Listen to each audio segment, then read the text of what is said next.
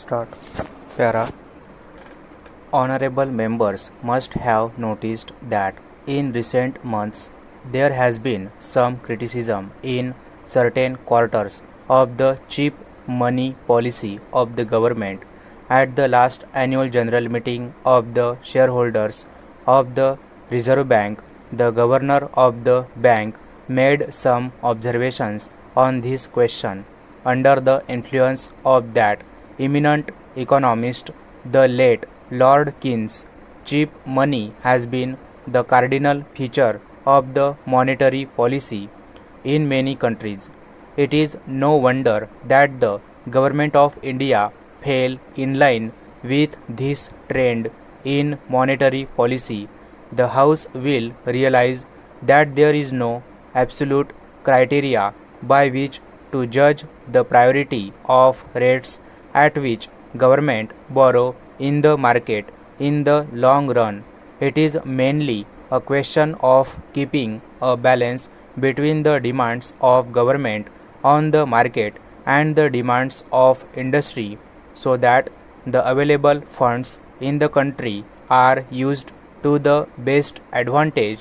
In the United Kingdom, where the pursuit of this policy culminated in the issue of 21% irredeemable loan last year, attempts are being made to consolidate the progress made so far and not to proceed further in the same direction. I realize that if there is the need for such a cautious policy in a country where the economy is mature and the money and capital markets are highly developed, it is all the more necessary in the case of an economically backward country like India.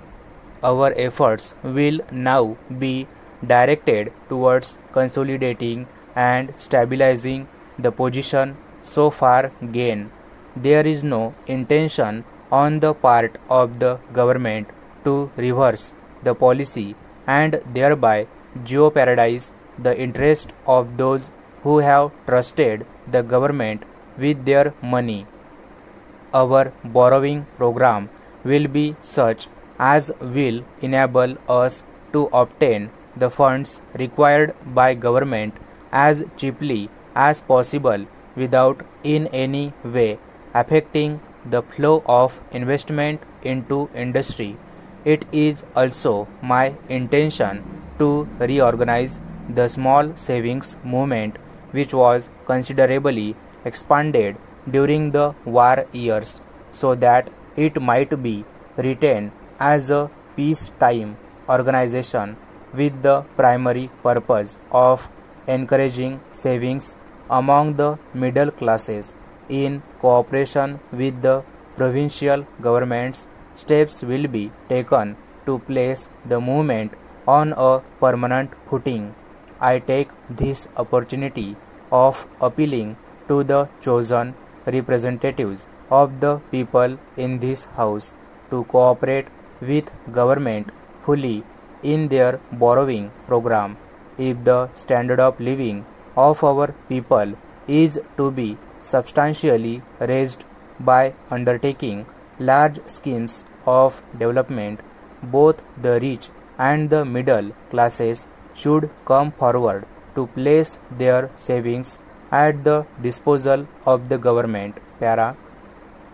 The rapid depletion of the sterling balances caused some anxiety to the government of India.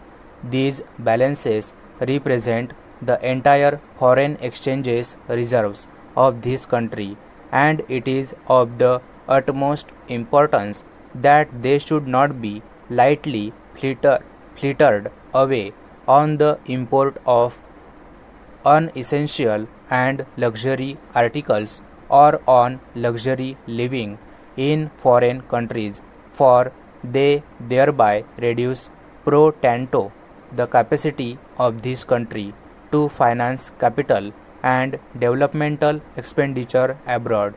The view of the Government of India is that these reserves should not be used to finance deficits in the balances of payments on what may be called normal current account.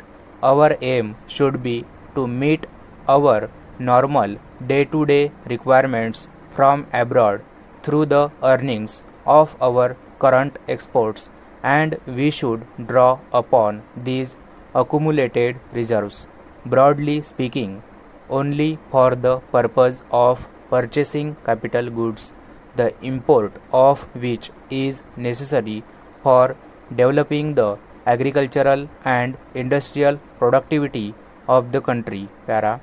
With this aim in view, the Government of India decided to follow a more restrictive import policy from the second half of the calendar year 1947. Broadly speaking, that policy consists of dividing imports into three categories: free, restricted, and prohibited. Stop.